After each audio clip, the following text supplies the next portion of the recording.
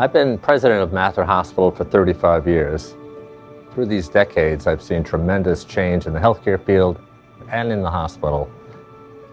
I've always known that the Mather family was exceptional, but the pandemic showed me how extraordinary they really are. Through this short film, we would like to share some of the many stories of the humanity of Mather Hospital.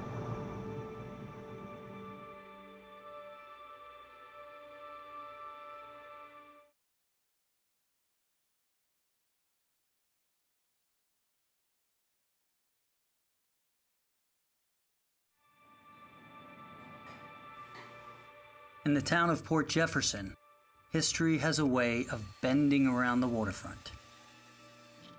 Once the largest shipbuilding center between Boston and New York City, the community of Port Jefferson is still united by the legacy of one man, John T. Mather. A third-generation shipbuilder, he dedicated his will to create a community hospital, one that would provide compassionate, respectful care to all people, no matter what. More than 90 years later, the stewards of Mr. Mather's legacy have transformed his dream into a reality. We are a not-for-profit hospital, so we are supported completely by the community. We provide care for everybody, regardless of their ability to pay, from all walks of life. The family. It really is a family. If I didn't like it, I wouldn't be here 29 years. 11 years now. 30 years. Since 1993. Since 2008. 18 years. 27 years. Almost 40 years, and I'm going on 35 years as president. Mather to me is a place where we feel safe because the people around us are a family. We live here, we bring our kids here, we bring our family here. You know, what makes the hospital is the people who actually work in the hospital. I always wanted to be a nurse since I was a little girl, and I always lived in this area. I grew up in Port Jefferson, and I knew I always wanted to work at Mather. So when you care about each other, it's easy to care for other people. We are a magnet designated, which means all about nursing. It's the highest that any hospital can have, and only about 500 hospitals worldwide have that accreditation. Mather is one of the highest rated hospitals for quality and hospital safety in New York State. We were able to buy technology that most places in this area, big places, don't have. Today, Mather Hospital has 3 CAT scanners, 2 MRIs, CyberKnife, high-tech laboratory equipment. For such a small community hospital to have this kind of technology, it's really unheard of, in my opinion.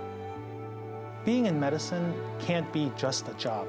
Everybody at Mather has those values of dedication and wanting to give of themselves to others. Yeah, we need to take care of them. That's what we're here for. That's why we got into this line of work. January, February, I did not expect COVID. The first week of March, you know, this looked like it could be, you know, something significant. It was around that time that we were like, okay, it's getting serious now. The end of March is when it came to Mather. My original unit was a 30-bed orthopedic telemetry unit, and just a little over 6 weeks ago, we were transformed into the first COVID unit. Eventually, we didn't have any more telemetry patients. We became just another ICU. The volume was escalating hour by hour, minute by minute. And we are literally on the front line, so we were the ones who were intubating patients. You might very well be the last face that they're actually going to see. You know, I was worried that she was going to die, or that I wouldn't even be able to say goodbye to her because, you know, nobody was being allowed in the hospital. She was fortunate enough to be sent out here to Mather. And that's probably why I'm here today. The families, when they drop off their loved ones and not being able to come in here, and they don't know if they're going to see that person ever again, and they are scared, and they don't know what's going to happen next. But you just hope that you can ease that a little bit. I remember going to a room. I know I was laughing, talking. And after that, I don't remember. She was brought in and shortly after required intubation and be put on a life support machine and induced in a coma. I woke up and realized I was on a ventilator and my family wasn't there to be with me. And that's when I was afraid. Even if they're intubated, we speak to the patient as if they are still awake, and whether they're hearing us or not, they're still somebody's loved one. And I remember hearing them saying, I think she's going, I think she's going. And I believe God gave me that choice.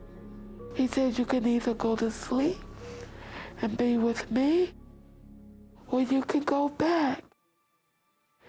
And I chose to come back because I knew my journey here was not complete.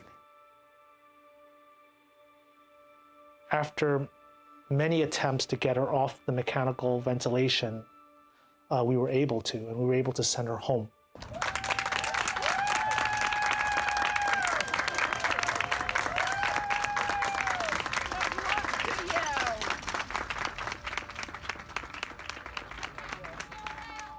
They didn't look at the color of my skin. They didn't look at the relationship or how much money I had. They took me in and gave me the best care that they could give. Thank God. And I'm certain that Remember us? Hey, Cheryl. Oh my gosh. I remember your face.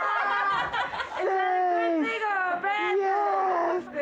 Thank you. You look so good. It's okay. Cheryl, it's okay. You're all right. We're so happy to see you're doing good. Thank you. You all right?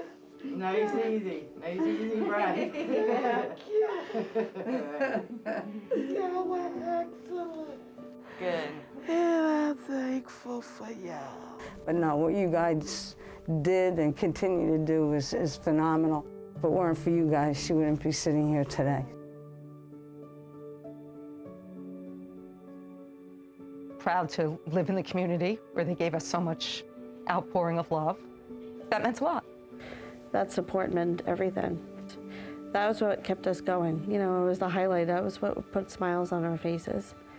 People came by with their cars and, you know, we were like, wow, these people are coming by with signs, you know, for us. It's a beautiful thing to know that the job that you do, that you don't ask for anything in return, people do appreciate it. I knew that we were going to be okay, and we were. We now know that we can overcome any challenge as long as we work together as a team. So I'm very proud of the quality of care that we gave the community during this pandemic, and of course we now need the community to support us so that we can provide the same high level of care in the future for the next 100 years. We get one chance in life to make a difference, and when challenges like these show up, together, we can. Together we can make people get better. We continue to honor the legacy of John T. Mather. I think he'd be very proud of his legacy, very proud of his legacy. Together we can, and we will do it again. And together we did. We did.